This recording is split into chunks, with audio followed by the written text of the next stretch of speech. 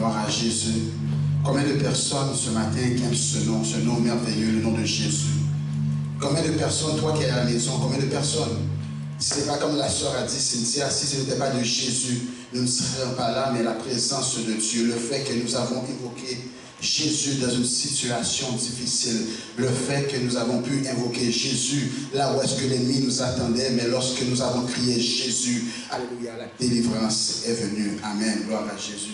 Je suis heureux d'être ici ce matin avec vous, l'Église La Mission, d'être avec vous ce matin pour adorer le Seigneur premièrement et ensuite pour méditer sur ce que le Seigneur a mis sur mon cœur pour pouvoir partager la parole de Dieu. Donc je suis reconnaissant d'être avec vous, vous qui êtes à la maison, qui écoutez le service. Je vous dis très bientôt, on ne serait plus à distance, mais très bientôt ici, on pourrait se réunir ici pour adorer le Seigneur. Et j'aimerais aussi remercier le pasteur, le fondateur, le pasteur Bertoli, un ami personnel. Pasteur Bertoli et Cynthia ne sont pas juste des collègues dans le ministère, mais ce sont des amis personnels à moi qui viennent chez moi et je vais chez eux, même si que je suis un peu déçu qu'ils vont me quitter parce qu'ils habitent très près, nous sommes quasiment voisins et ils vont nous quitter dans quelques jours, ils vont nous quitter pour s'éloigner un peu de la maison, mais nous resterons quand même amis, mon cher pasteur. Donc nous remercions le Seigneur. Et je remercie le Seigneur d'avoir placé pasteur Bertoli et Cynthia dans ma vie. Ce sont des gens qui sont une extrêmement bénédiction pour nous, des gens qui servent le Seigneur, des gens qui servent Dieu, des gens qui ont à cœur dans le service de Dieu. Je vais vous faire une petite anecdote avant de débuter le message. Nous étions au milieu de la pandémie l'année passée. Nous étions dans un live que nous faisions pour une production qui nous avait invité, pasteur Bertoli et moi, pour discuter des besoins, des difficultés auxquelles nous faisons face durant la pandémie. Et moi, je parlais, et pasteur Bertoli a dit une parole de sagesse qui m'a vraiment surpris. Je me suis dit, waouh, je ne lui ai jamais dit, il va savoir maintenant. Et l'animatrice nous a posé une question, et pasteur Bertoli a mentionné, moi, ce n'est pas l'Église qui m'intéresse, mais je veux m'assurer que le cœur des âmes, les âmes de l'Église soient en santé. Et cette parole m'a frappé, je suis resté, waouh, bouche bée. Et je ne l'ai jamais dit, mais pasteur, cette parole m'avait vraiment frappé cette fois-là. Et c'est ça, ça fait longtemps que je n'ai pas vu de l'adoration. J'arrive le bon, merci parce qu'on m'a invité aujourd'hui. Le bon dimanche, ça c'est béni. Jaël et ta fille, que je salue aussi, qui prend place à tout ce qui se fait. Je salue l'Église La Mission parce que l'œuvre qui se fait ici, ce n'est pas une œuvre qui se fait avec une personne, deux personnes, mais pour qu'il puisse être, pour que la mission puisse être maintenant où est-ce qu'elle est, c'est qu'il y a des gens qui se greffent au Seigneur premièrement, et deuxièmement des gens qui se greffent à la vision de cette Église, qui en fait ensuite, qui propulse l'Évangile loin où est-ce qu'elle peut aller et toucher les âmes. Donc je vous salue tous l'Église de la Mission, tous ceux qui travaillent de près ou de loin pour que cette œuvre, ce ministère puisse rester debout. Je vous salue dans le nom précieux de Jésus. Et j'aimerais, toi qui es à la maison, si tu peux dire à ton mari ou à ta femme, nous sommes à la bonne place. Si tu peux dire à ta femme ou à ton mari, nous sommes à la bonne place. Toi qui es ici, est-ce que tu peux dire, même si vous êtes des proches, mais est-ce qu'on peut dire nous sommes à la bonne place? Nous sommes à la bonne place. À la mission, nous sommes à la bonne place. Gloire à Jésus, gloire à Jésus. Nous sommes à la bonne place. Vous êtes à la bonne place. J'amène les salutations encore une fois. La semaine dernière, mon frère venait ici et le matin, lorsqu'il me parlait au téléphone, j'ai dit, tu salueras l'église de ma part. Et ensuite, il a parlé à mon père. Mon père a dit, tu salueras l'église de ma part. Et là, ce matin, mon frère m'a appelé pour me poser 2-3 questions. Puis il m'a dit, oh, c'est vrai que tu ne seras pas avec nous ce matin. Je dis, non, non. Il dit, ah, mais salut l'église de la mission, même si j'étais avec eux la semaine dernière, salut l'église de la mission. Et il a dit, papa faisait la même chose. Vous savez, il y a une relation entre l'église de la mission et notre église à nous. Pasteur Bertoli était venu il y avait quelques semaines, nous bénir à travers le message que Dieu a mis sur son cœur. Et nous sommes reconnaissants. Et mon père, il aime beaucoup ce qui se passe ici. Même si mon père est quelqu'un de l'ancienne génération, mais il comprend que maintenant, il doit avoir une nouvelle voix. Maintenant, il doit prêcher et annoncer les oracles sacrés. Amen. Amen, Amen l'église. Amen, amen. Gloire à Jésus. Et donc, j'amène les salutations de ma femme aussi qui te salue aussi, pasteur, qui salue l'église. Donc, elle ne pouvait pas être là, dû les circonstances, mais elle vous salue dans le nom de Jésus. Et elle m'a dit la prochaine fois, quand ils vont être réunis, c'est sûr, je serai avec eux. Donc, nous sommes contents d'être ici ensemble, encore une fois, pour annoncer les oracles sacrés. Et aussi, je suis venu avec un ami à moi. Il œuvre à notre église. Il est le coordinateur de la jeunesse, un des coordinateurs de la jeunesse, des leaders de jeunesse de l'église. Il est un des responsables aussi de l'équipe de la dévotion de l'église. Donc, Sébastien, peux-tu te lever pour juste ceux qui sont là? Salut, ouais. Donc, je suis venu avec Sébastien. Donc, Sébastien, je rends gloire au Seigneur pour toutes ces choses. Et vous savez, mes chers amis, que le Seigneur agit dans tous les moindres détails. Est-ce que vous croyez ça? Amen. Ce matin, j'ai failli de prendre une honte. Je vous explique pourquoi. Le jeudi, habituellement, c'est la journée que je prépare ma prédication pour le dimanche. Et jeudi dernier, j'étais en train de... mardi, j'avais déjà un passage pour dimanche passé que je prêchais à l'église. J'avais déjà un passage à moi et je préparais mon message. Et lorsque jeudi est arrivé pour me mettre... je suis arrivé au bureau, je me suis mis à prier, à prier. Et le passage que j'avais aucune révélation. Pasteur, tu connais ça, hein? J'avais rien qui arrivait. Mais mardi, j'étais sûr que c'est mon passage que j'allais prêcher. Et j'avais rien qui venait. Et pendant que je priais, je suis tombé sur un livre de la Bible. Je ne dirais pas quel livre. Et en allant sur ce livre-là, je disais non, c'est un livre que je connais depuis que je suis enfant. C'est un livre qu'on a entendu plusieurs fois, c'est un livre qu'on a parlé plusieurs fois. Non, pas ce livre-là, non, non, non. Et je voulais me combattre. Mais l'autre passage ne me disait absolument rien. Et ensuite, plus tard, je suis revenu encore sur le passage, j'écoutais la voix du Seigneur et je me suis mis à méditer. Et maintenant, les révélations sont venues pour le passage que je ne voulais pas, mais que le Seigneur avait mis sur mon cœur. Et Pasteur Bertoli, lorsqu'il m'avait appelé pour prêcher aujourd'hui, et que je serais invité aujourd'hui, j'avais dit pas de problème, Pasteur, mais Pasteur Bertoli est quelqu'un d'organisé. La mission vous envoyez une lettre d'invitation. J'aimerais vous faire comprendre que ne prenez jamais rien pour acquis. L'amitié de quelqu'un, ne le prenez pas pour acquis. Ne prenez jamais rien pour acquis. La grâce du Seigneur dans notre vie, ne la prenons pas pour acquis. Et j'ai vu dans mes courriels l'invitation de Pasteur Bertoli et je ne l'ai pas ouvert. Je savais qu'est-ce qu'il contenait dedans. Voyez-vous, parfois tu penses comprendre, savoir qu'est-ce qu'il contient là-dedans, mais il y a des révélations que tu ne connais pas encore. Voilà l'importance d'ouvrir la Bible et essayer de comprendre les Écritures. Je n'ai même pas ouvert le courriel de Pasteur Bertoli parce que c'est mon ami qui m'envoie une lettre, je sais qu'est-ce qu'il va me dire. Église la mission, l'église la mission invité, gloire à Jésus. Et après ce jeudi-là, je me suis mis en préparation pour préparer un message pour aujourd'hui. Pour aujourd'hui, sachant que je venais ici. Il y avait une dame qui m'avait écrit un courriel. Est-ce qu'il y a des gens comme moi qui reçoivent des courriels et qui ne les ouvrent pas?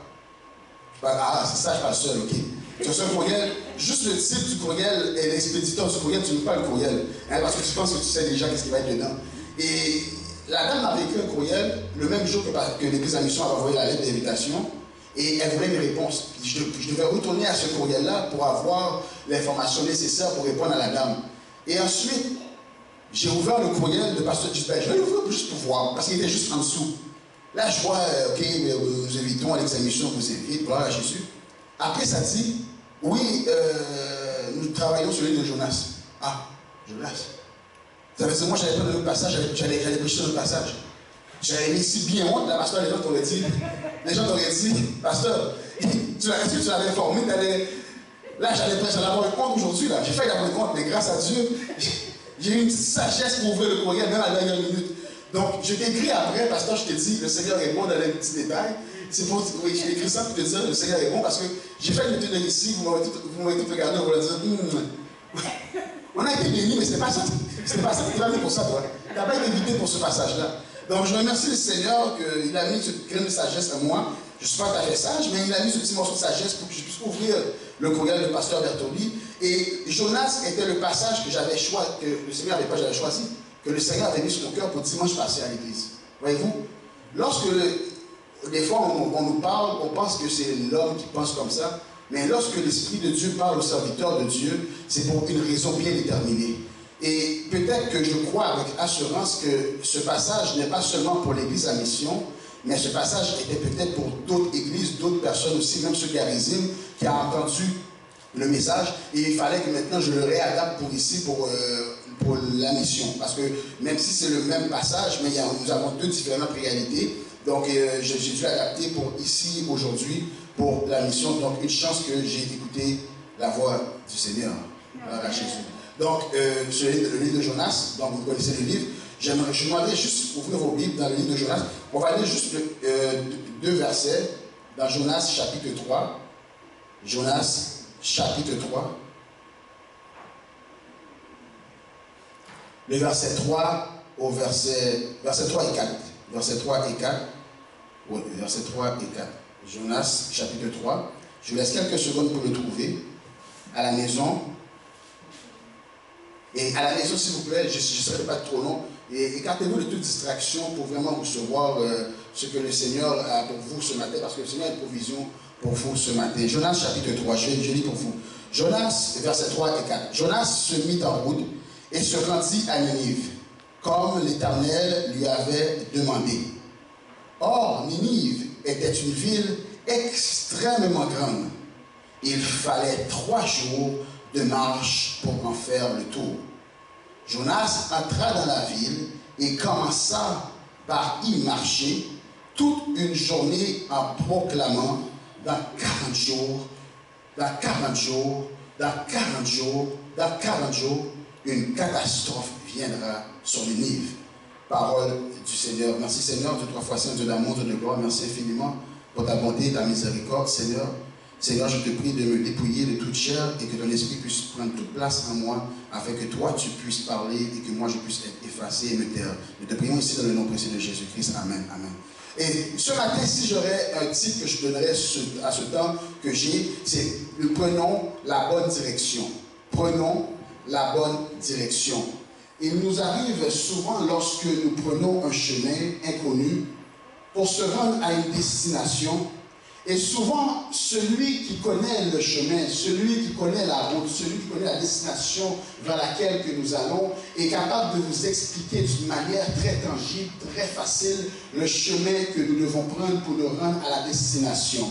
Il a la capacité de l'exprimer parce qu'il connaît la route, il connaît le chemin mieux que nous. Et nous, moi, si vous êtes comme moi je suis quelqu'un qui n'a aucun sens d'orientation. Je sors de Rivière-des-Prairies pour aller chercher Sébastien pour venir ici. C'est un casse-tête. Je suis ici plusieurs fois. Ça a été un casse-tête. Mais plus quelqu'un comme moi, où est-ce que on m'explique le chemin pour venir, on m'explique la route. Ça crée en moi une petite frustration parce que je regarde maintenant, j'écoute la personne qui me parle du chemin. Il a l'air de me parler du chemin avec aisance, avec facilité. Mais moi, je reste là et je ne comprends pas le chemin. J'essaie de comprendre, j'essaie d'analyser, mais je n'arrive pas à comprendre le chemin. Donc, j'aimerais vous faire comprendre aujourd'hui, même ma femme, lorsqu'elle m'écoute, lorsqu'elle me regarde, lorsqu'on me donne une explication, juste comment que je fais ma face, ma femme me dit, il me semble que tu n'as pas compris. Et effectivement, je n'ai pas compris. Mais je prends l'adresse et j'essaie de mettre l'adresse sur mon GPS. Moi, c'est seulement l'adresse que j'ai besoin. Mais tantôt, nous avons vécu l'expérience, tout à l'heure, Sébastien et moi, nous avons mis l'adresse pour venir ici et le GPS n'était pas actualisé pour venir ici. Une chance que nous avons eu un peu d'orientation pour me rappeler comment que je fais. J'ai dû prendre un paquet de thématiques pour venir ici, mais pour un chemin que je connais déjà. Mais pour la raison pour laquelle souvent il y a une explication pour nous rendre à la destination, c'est parce que la personne qui explique le chemin, il connaît le chemin. La personne qui explique la route, maintenant, il a fait ce chemin, il a fait cette route à plusieurs reprises, et maintenant, il est en mesure de te dire où passer, où ne pas tourner, afin que tu puisses te rendre très bien à destination. Parce que quelqu'un comme moi qui se dépend toujours de la technologie, parfois la technologie n'est pas actualisée, mais lorsque nous écoutons maintenant notre Seigneur, il est toujours, son chemin qu'il nous donne est toujours actuel et vivant. Frères et sœurs, c'est comme ça aussi, lorsque nous regardons dans notre vie chrétienne, parfois nous voulons prendre aussi un raccourci. Un raccourci. Nous, dans la vie chrétienne, nous pensons que pour suivre le Seigneur, pour obtenir certaines bénédictions, un raccourci fera l'affaire, mais souvent nous nous rendons compte que le raccourci rallonge la bénédiction. Le raccourci rallonge la délivrance. Le raccourci rallonge la guérison parce que nous n'avons pas expérimenté, nous n'avons pas suivi le conseil et maintenant la directive de celui qui connaît le chemin. Le Seigneur a un chemin qu'il veut faire avec nous, un chemin à nous montrer, une mission où il veut, alléluia, nous envoyer, nous mandater, et afin que nous puissions exécuter la mission, exécuter le mandat qu'il nous confie, sans comprendre qu'il est celui qui qui choisit et il est celui qui pourvoit. Il est celui qui choisit, il est celui qui envoie et il est celui qui pourvoit. Nous devons comprendre que le Seigneur est celui qui équipe, il est celui qui relâche. Je répète, il est celui maintenant qui choisit, qui envoie et qui pourvoit, et il est celui qui équipe et ensuite qui relâche. Lorsque nous venons de lire vers le verset 3 du chapitre 3, maintenant, le chapitre 3, on voit que Jonas se mit en route et se rendit à Ninive comme lui avait demandé le Seigneur. Mais il faut comprendre que ce verset dans ce chapitre, c'est la deuxième reprise, c'est la deuxième fois que le Seigneur parle à Jonas. C'était la deuxième fois que le Seigneur mandatait Jonas de se rendre à Ninive. Et lorsque nous n'obéissons pas à l'appel du Seigneur, nous allons traverser plusieurs épreuves. L'épreuve fait partie de la vie chrétienne parce que nous ne vendons pas un évangile et approche-toi de Jésus, qu'il n'y a plus d'épreuves, plus de difficultés. Mais maintenant, lorsque nous approchons de Jésus et nous laissons Jésus nous diriger, nous laissons le Seigneur nous guider, maintenant l'épreuve va être plus facile à supporter. L'épreuve ne disparaîtra pas, mais le fait que maintenant je lève mes yeux maintenant vers celui qui me surveille, celui qui me garde, je lève mes yeux sur celui qui me surveille, va permettre que dans l'épreuve, j'aurai un chant d'adoration quand même.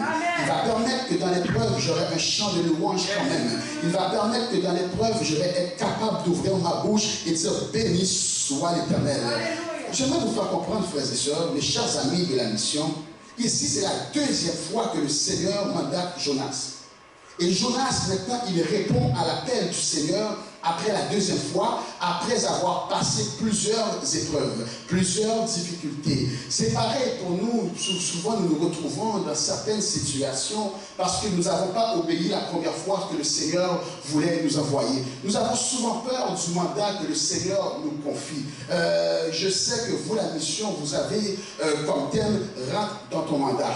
Rentre dans ton mandat fait peur. Rentre dans ton mandat te fait prendre des chemins inconnus. Mais c'est à travers les chemins inconnus que les âmes vont être délivrées. Rentre dans ton mandat maintenant veut dire maintenant assis-toi et écoute ce que le Seigneur a à te dire.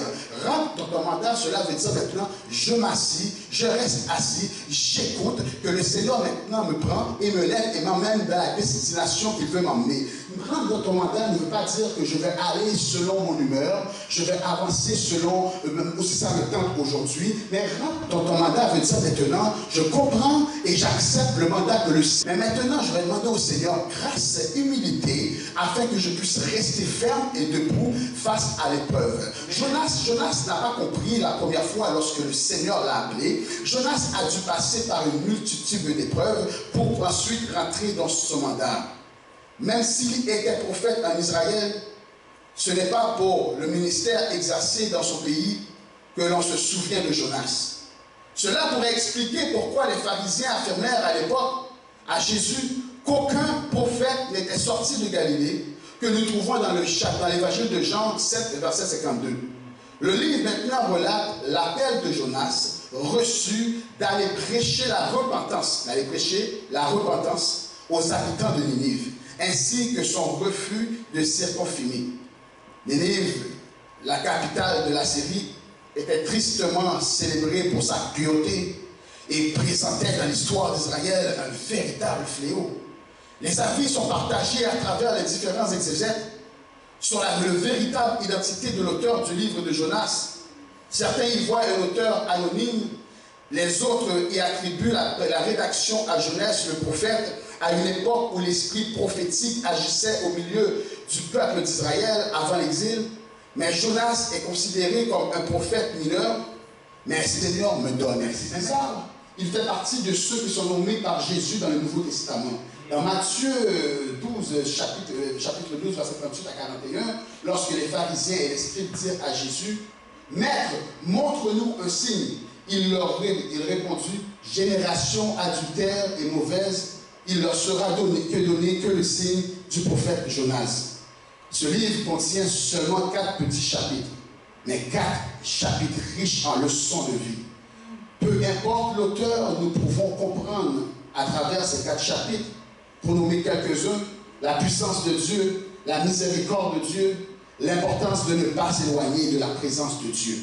Je vous inviterai, pendant que vous êtes dans le temps que la mission qu'on vous a donné, le livre de Jonas, si vous voulez faire maintenant, dire j'ai lu un livre de la Bible au complet, vous serez capable de dire, moi j'ai lu le livre de la Bible au complet, lisez Jonas, 4 petits chapitres seulement. Vous avez peut-être lu Jonas en une journée, c'est lu. Donc vous pourrez dire maintenant, j'ai lu un chapitre, un livre de la Bible, j'ai lu Jonas. Donc 4 chapitres, mais riches avec une histoire, 4 chapitres et riches en contexte de vie.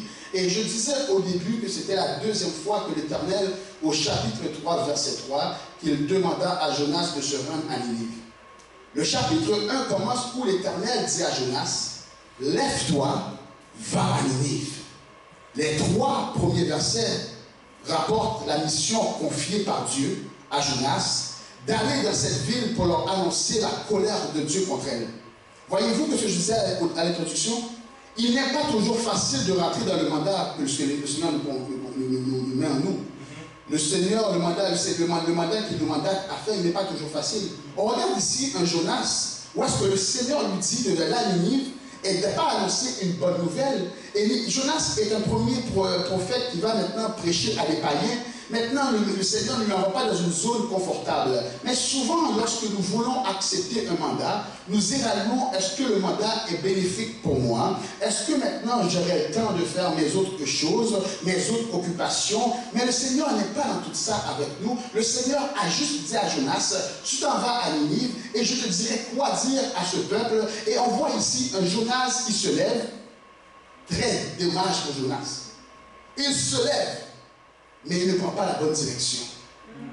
Jonas se lève, mais il prend un autre chemin. On voit un Jonas qui se lève, mais qui se détourne de la voie de l'Éternel. On voit un Jonas qui se lève, mais qui n'écoute pas ce que le Seigneur lui a dit. La mission qui lui a été confiée. Un Jonas qui se lève, et on voit un Jonas qui est en fuite. Je parle à l'église la mission ce matin. Je parle à l'église la mission. Je répète, je parle à l'église la mission ce matin.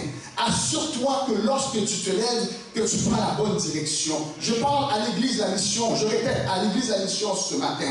À l'instar de Jonas, je souhaite que lorsque tu te lèves, que tu prends le bon chemin.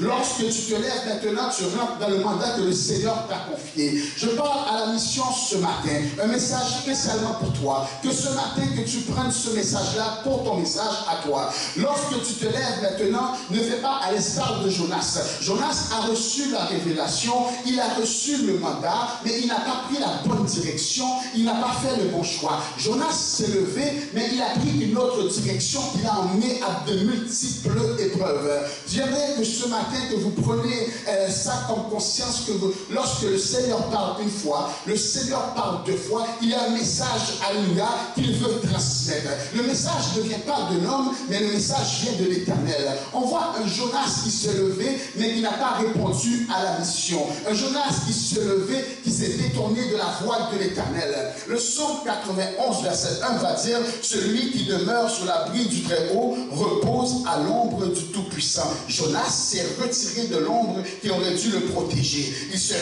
retiré totalement maintenant vers celui qui aurait pu le diriger. Frères et sœurs, comprenez-moi, le texte nous fait voir qu'il a pris la direction de Tarsis au lieu de Ninive.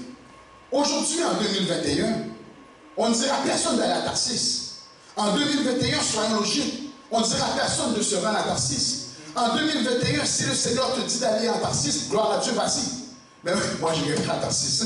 Mais aujourd'hui, le chemin du Tarsis en 2021, c'est tout ce qui nous empêche de répondre à l'appel de Dieu. Aujourd'hui, le chemin de Tarsis, c'est tout ce qui nous empêche de donner gloire à Jésus. Le chemin de Tarsis, c'est tout ce qui nous détourne de la voie de l'Éternel. Jonas avait le choix. Lorsque le Seigneur lui a parlé, le chemin de Ninive était plus proche de lui, d'où il se trouvait, mais il a décidé de détourner de la voie de Dieu et prendre un chemin plus long pour se rendre à Tarsis, où il ne s'est même pas rendu à travers les épreuves. Mais aujourd'hui, Tarsis n'est pas l'endroit qui est choisi, alléluia, par Dieu. Tarsis n'est pas l'endroit où le Seigneur veut t'emmener. Tarsis qui était sa ville natale, n'est pas la direction que Dieu lui a demandé. Rentrer dans son appel nous fait prendre des chemins inconnus. Tarsis était sa terre natale, mais pas le chemin que Dieu lui a connu. Et j'aimerais vous prendre une pause pour vous faire comprendre. Le travail que vous faites ici à Montréal n'est pas un travail où est-ce qu'on se sent toujours à l'aise.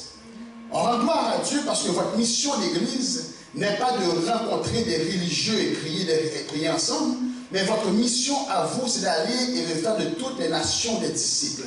Votre mission à vous, alléluia, c'est de rentrer maintenant dans notre mission, dans notre mandat, et d'aller prononcer les oracles sacrés à l'extérieur pour amener des âmes à Jésus.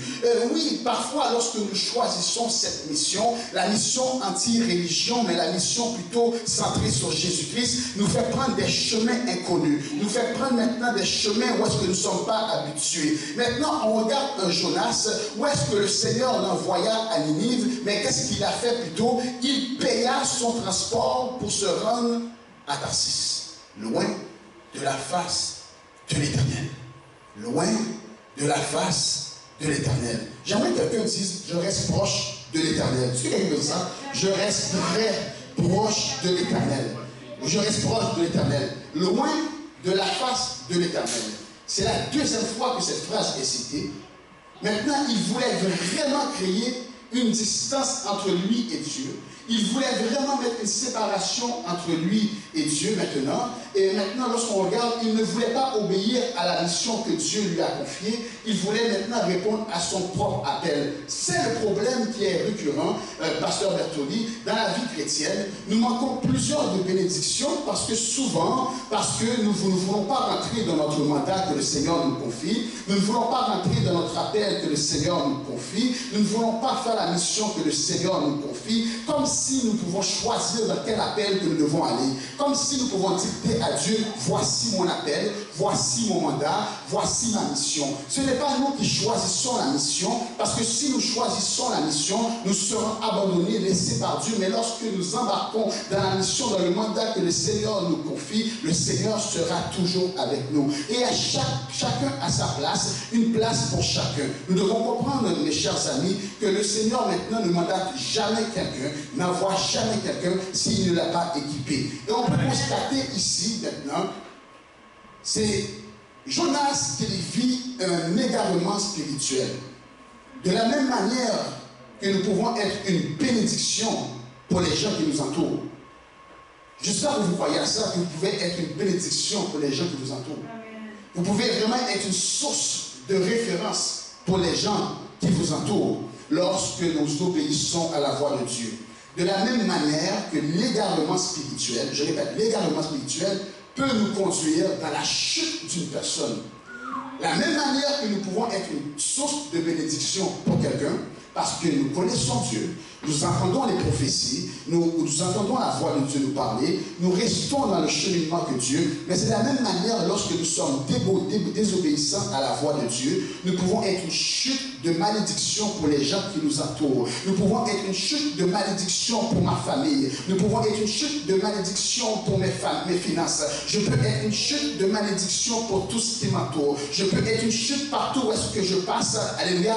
Une chute de malédiction pour tous ceux qui m'entourent. La seule et unique raison, c'est parce que je me suis tenu loin de la face de l'Éternel. Lorsque nous cherchons à fuir Dieu maintenant, lorsque nous sommes volontairement éloignés de sa face, vient maintenant un temps où est-ce que nous sommes égarés spirituels. Un égarement spirituel, je vous explique, c'est lorsqu'il n'y a plus de connexion entre Dieu et nous à travers la prière. Un égarement spirituel, c'est lorsque maintenant nous n'avons plus de connexion dans l'adoration. Un égarement spirituel, c'est lorsque maintenant je suis attaché à mon péché. Un égarement spirituel, c'est lorsque j'essaie de mettre une date dans laquelle que je arrêterai de faire ce que je fais de mal.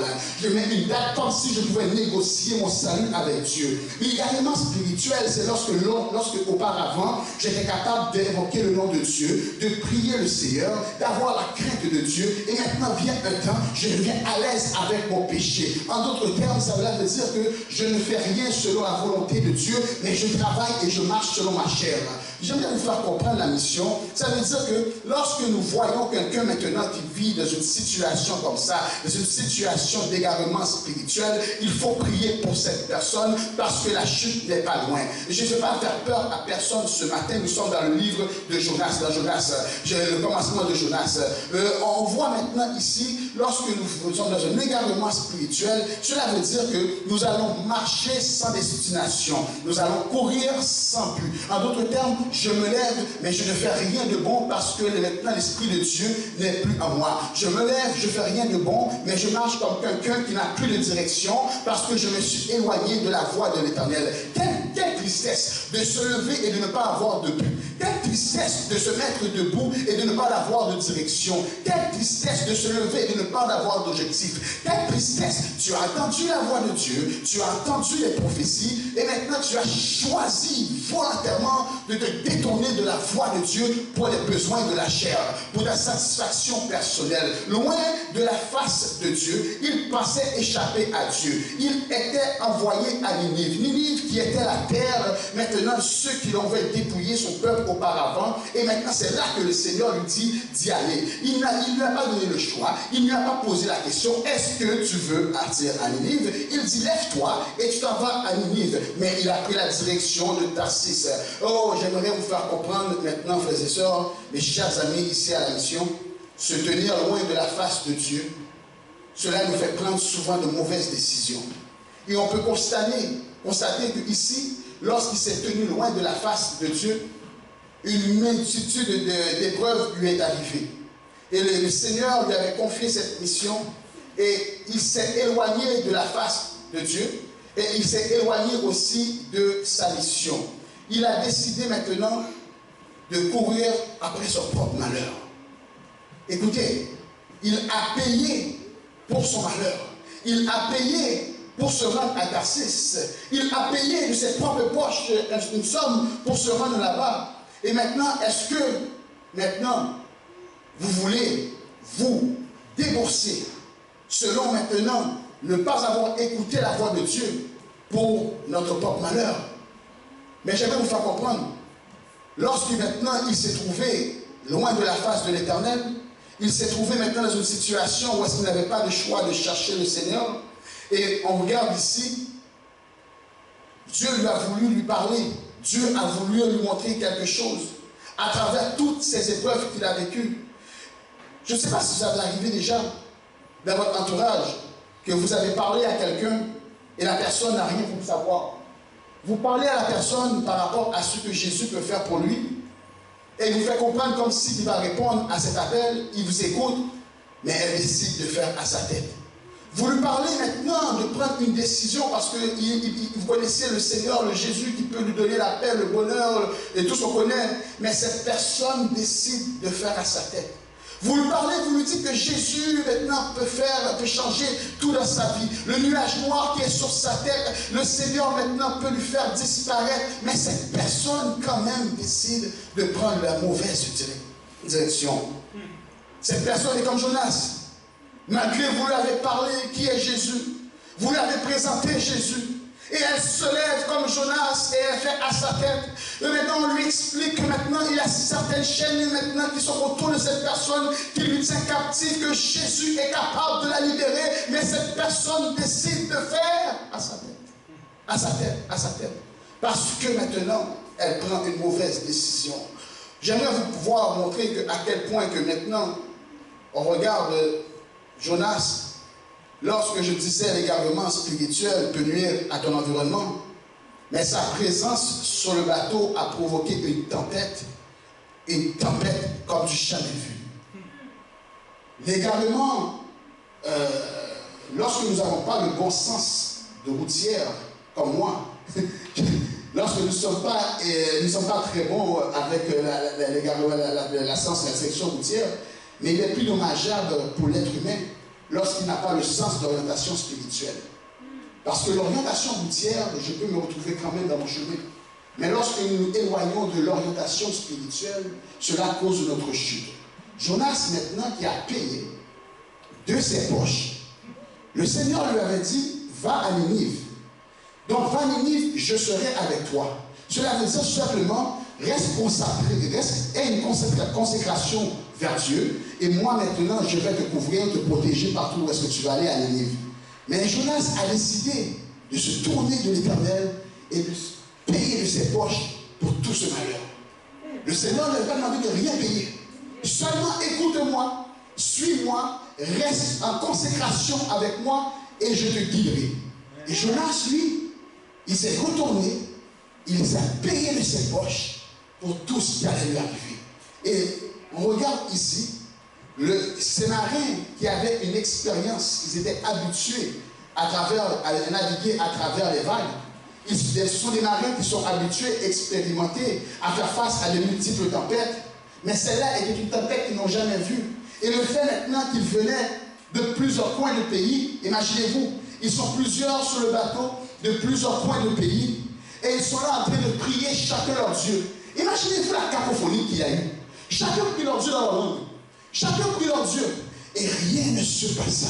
Imaginez-vous, ils priaient leur Dieu, chacun priait leur Dieu, ils pensaient que leur Dieu aurait pu répondre à leur prière, mais aucun des dieux de ces dieux, à ceux qui priaient, n'a répondu à cette prière, intervenu dans cette tempête. Mais celui qui les connaissait, le Dieu qui était capable de répondre à cette tempête, celui qui connaissait le Dieu qui était capable d'arrêter la tempête, celui qui connaissait le Dieu qui était capable de dire assez, c'est assez, maintenant je vais arrêter. Celui qui connaissait le Dieu, qui était capable de dire un seul mot et tout s'arrêta, celui-là était en train de dormir dans le fond du bateau. Ils priaient à leur Dieu. Cacophonie totale et rien ne s'est passé. Cela me passait à des églises où est-ce qu'ils prient fort, fort, fort, comme si c'est en priant fort que le Seigneur va descendre. Chacun prie comme si ils priaient leur Dieu. J'imagine la cacophonie, ils cherchaient chacun de leur propre Dieu, ils priaient. Mais leur Dieu n'est jamais intervenu. Et on peut voir, lorsque j'ai parlé d'égarement spirituel, c'est ce qu'on arrive maintenant. Voilà ce que l'égarement spirituel peut faire. Jonas est celui qui sert le Dieu, est celui que le Seigneur lui a parlé, lui a mandaté. Et maintenant, l'égarement spirituel a conmené Jonas dans une profonde dépression. Il se mit à dormir dans le fond du bateau, même pas sur le bord, dans le fond du bateau, pour être sûr que personne ne le voit. Mais j'aimerais vous faire comprendre, c'est ce que le diable aime faire. Le diable, lui, son travail à lui, c'est d'installer le doute que l'Éternel ne nous entend plus dans notre malheur. Le diable, qu'est-ce qu'il aime faire? C'est d'installer en nous le doute lorsque nous sommes égarés de la voie de l'Éternel, lorsque nous avons péché, lorsque nous n'avons pas répondu à l'appel de Dieu, lorsque nous sommes écartés de la voie qui était sur notre vie. Et maintenant, le diable, sa mission, son travail, c'est de mettre un doute en nous que maintenant tu es trop loin, le Seigneur ne t'entendra plus. Tu as fait trop de choses, le Seigneur ne peut rien faire pour toi. Tu as été maintenant à des niveaux où est-ce que j'aurais jamais pu, que le Seigneur n'aurait jamais pu passer, mais reste où est-ce que tu es parce qu'il n'y a plus rien à faire pour toi. Le travail du diable, c'est de nous mettre maintenant, de nous installer en nous un doute où est-ce que nous restons dans la dépression, le spirituel, l'égarement spirituel, c'est d'installer le doute en nous maintenant pour dire que notre Seigneur ne pourra rien faire pour nous. Le diable maintenant, son travail à lui, c'est de faire en sorte que nous n'irons jamais à Ninive. Lorsque je parle de Ninive en 2021, c'est Ninive dans la terre où est-ce que nous sommes aujourd'hui. Pasteur Bertoli me mentionnait que nous ne sommes même pas 1% de la population chrétienne. Donc à Ninive aujourd'hui, il y a du travail à faire. Mais Jonas ne voulait pas se rendre à Ninive. Il voulait aller chez lui de sa terre natale à Tarsis. Mais ce matin, j'aimerais dire à l'église de la mission de commander ton âme, de dire à ton âme que le diable est menteur. Commande ton âme et dis à ton âme que le diable n'a pas d'autorité sur ta vie. Commande ton âme. Dis au diable que le diable n'a plus d'autorité sur mes pensées. Oui, tu as essayé de me détourner de la voie de Dieu. Oui, tu as essayé de me faire prendre un autre chemin. Oui, malgré j'ai entendu les multiples messages, les multiples révélations, je me suis essayé de détourner de ton appel, me détourner de la mission. Maintenant, ce matin chez toi, si tu es à la maison, prends ta famille, prends tes enfants, lève-toi et commence à dire que le diable est menteur. Le jour maintenant où est-ce qu'il a essayé de dévaster ta famille, dévaster capacité des pensées s'arrête aujourd'hui même. Si en bas de ça, c'est Jésus-Christ de Nazareth. Dire au diable maintenant qu'il est menteur, qu'il n'a plus autorité sur tes enfants. Ce qu'il pensait faire avec toi s'arrête aujourd'hui. S'il pensait maintenant que tu ne rentrais pas dans ton appel, parce qu'il installait le doute en toi, parce que tu t'es éloigné de la voie de Dieu, mais j'aimerais te dire que le diable est menteur parce que le Seigneur, même si que Jonas était loin de la voie de Dieu, loin de la face de l'Éternel, textuellement c'était écrit que Jonas était loin de la face de l'Éternel, mais spirituellement le Seigneur était avec Jonas dans son malheur. J'aimerais te dire ce matin, même dans ton malheur, le Seigneur est avec toi. Même lorsque tu t'écartes, tu penses t'écarter de la voie de l'Éternel, mais l'Éternel est avec toi. L'Éternel est avec toi. Ne prends pas pour acquis ce que le diable te dit. Ne prends pas pour acquis ce que le diable essaye de te faire croire. Mais je viens te dire ce matin, lève-toi maintenant. Ne fais pas comme Jonas. Ne prends pas la direction de Tarsis. Mais lève-toi et rends-toi à Ninive. Ce matin, prends autorité. Commence à déclarer. Commence à prophétiser chez ta famille. Chez toi, où est-ce que tu es aujourd'hui même. Et signe en dessous de toi la date d'aujourd'hui avec un nom aujourd'hui. Jésus-Christ de Nazareth. Parce que tu vas passer et le Seigneur veut faire chemin avec toi. Le Seigneur veut faire route avec toi. Le Seigneur veut aller quelque part avec toi. Parce que le Seigneur t'aime encore. Alléluia. Le Seigneur t'aime encore. Et on peut voir que le Seigneur aimait Jonas malgré tout que Jonas se sentait coupable. J'aimerais vous faire comprendre. La semaine passée, je disais ça à l'église. Sébastien, je pense que tu étais là. Tu vas te rappeler. Plus jeune, Pasteur Bartoli est au courant. Cynthia aussi. Plus jeune, j'avais reçu l'appel du Seigneur. Et mon père, le pasteur, je vous dis sincèrement, ça ne me tentait vraiment pas. Je voulais vraiment pas être pasteur. J'ai reçu l'appel à 14 ans et arrivé à 19 ans, quelqu'un pasteur a prêché à mon église et il ne connaissait même pas mon père, c'est un anglophone. Il m'a rencontré après à part, il m'a dit qu'il y a un appel sur ma vie, que je dois rentrer dans mon appel, comme Jonas. Et ce soir-là, j'ai regardé le pasteur, puis il a mis sa main sur ma tête, puis il a dit, juste toi qui as posé tout. Mais c'est 3-4 mots, moi, transcendé jusqu'à mes orteils. Et le soir, je n'avais pas dormi. Donc, je me suis dit, non, je ne peux pas, c'est pas vrai là. Je ne veux pas que mon père, moi, le pasteur de mon père, non, c'est pas vrai. Et croyez-moi pas, j'ai fait plein de choses que je ne vais pas faire. Oui, j'ai fait plein de choses que je ne vais pas faire, juste pour être sûr que le Seigneur ne m'avait plus dans le ministère. Mais en grandissant et en faisant, j'ai compris que le saut était déjà sur moi. Que je fasse à droite, que je fasse à gauche, que j'aille en arrière, le saut était sur moi. Et j'ai tout fait. Et je me suis rendu à des places que je ne devais pas me rendre. J'ai fait des choses que je n'aurais pas dû faire. Encore une fois, pour qu'ensuite me sentir coupable et pour que dire voilà, je ne peux pas répondre à mon appel. Mais, qu'est-ce que j'aimerais vous faire comprendre? C'est que le Seigneur m'a quand même révélé quelque chose plus vieux, un peu plus tard, et me faire comprendre, si tu ne rentres pas dans ton appel, tu pourrais avoir les meilleurs jobs, tu pourrais être whatever, il arrivera un temps où tu seras une famille extrême. Et j'ai saisi cette opportunité-là, je me suis appelé le Seigneur, j'ai dit Seigneur, si c'est ta volonté vraiment, envoie-moi. Voyez-vous, mais je regardais mon père en faisant le travail du pasteur, je me suis rendu compte que pourquoi moi je fais ça? Premièrement, c'est plein d'affaires. Je suis franc, c'est pas quelque chose de super fun. Et maintenant, Seigneur, tu veux que moi je fasse ça. Mais j'ai compris que ce n'est pas mon appel. C'est le mandat que le Seigneur a placé en moi. D'annoncer les oracles sacrés, de prendre soin des brebis, de prendre soin des âmes et de prêcher l'évangile.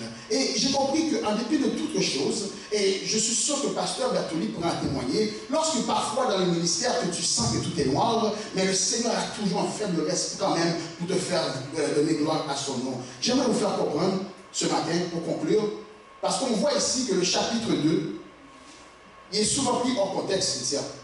Souvent, le chapitre 2, les gens vont dire que c'est la victoire de Jonas. Mais je regarde le chapitre 2, ça n'a rien à voir avec la victoire de Jonas. Parce que le texte nous fait comprendre que c'est l'Éternel qui envoya le poisson pour engloutir Jonas. Donc, si l'Éternel a envoyé ce poisson, cela veut dire que le poisson a été sélectionné et choisi par Dieu pour engloutir Jonas. Parce que sur le bateau, comprenez bien, sur son appel, sur le bateau, lorsque le tir au sort a été fait, parce que lorsqu'ils priaient le Seigneur, les marins et les passagers, rien ne se passait. Qu'est-ce qu'ils ont fait? Ils sont mis à jeter leurs effets en pensant que le bateau maintenant serait plus équilibré. Et ensuite, ils ont fait un tir au sort et ils ont vu que c'est Jonas. Cela fait comprendre que tôt ou tard, ton péché va être dévoilé. Tout ce que nous faisons en cachette, tôt ou tard, il sera exposé au grand jour. Je ne sais pas, l'autre ne sait pas, mais Dieu est au courant.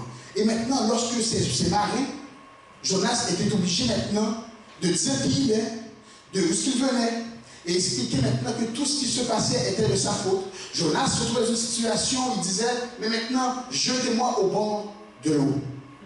Est-ce que vous comprenez? Peut-être qu'il y a quelqu'un ce matin qui se sent comme ça, prêt maintenant à dire, jetez-moi, je n'y a plus rien à faire. Mais j'aimerais te dire ce matin que le Seigneur n'a jamais fini avec toi. Tant autant qu'il y a le souffle de vie, c'est parce qu'il y a espoir. Et on constate maintenant que le poisson qui approcha et a englouti Jonas pendant 3 jours et 3 nuits. N'oubliez pas, ces hommes ont essayé de le jeter sur le bord de la terre. Ils n'ont pas réussi. Tout ce qu'ils ont essayé de faire pour mettre Jonas sur le bord, sur la terre, ils n'ont pas réussi. Ils n'ont pas eu le choix d'écouter Jonas et de le jeter dans l'eau. Et maintenant, c'est le poisson que le Seigneur fit envoyer qui a englouti Jonas. Et ce poisson maintenant a englouti Jonas.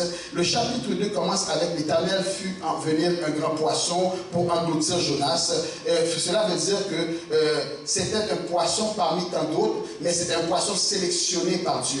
Je comprends à travers cela, c'est que Dieu provoque toujours une situation pour avoir notre attention. Lorsque nous sommes détournés de la voie de l'Éternel, nous avons l'attention à droite, à gauche, mais Dieu provoque toujours une situation pour avoir notre attention. Maintenant, arriva un temps où est-ce que Dieu va nous dépouiller de tout ce qui nous empêche d'entrer dans notre mandat. Tout ce qui nous empêche d'entrer dans notre appel. Tout ce qui nous retient loin de la face de l'Éternel. Le texte nous fait dire qu'à plusieurs reprises, il se tenait loin de la face de l'Éternel, mais on constate que l'Éternel n'était jamais loin de Jonas. Parce que même dans son malheur, l'Éternel a pris soin de lui. Parce que même dans son malheur, c'est l'Éternel qui a sélectionné le poisson. Comprenez bien. C'est que si les marins avaient réussi à mettre Jonas sur la terre, Jonas se serait encore détourné de la face de l'Éternel. Mais le Seigneur a provoqué une situation pour que Jonas maintenant n'ait pas eu le choix d'invoquer le nom de l'Éternel.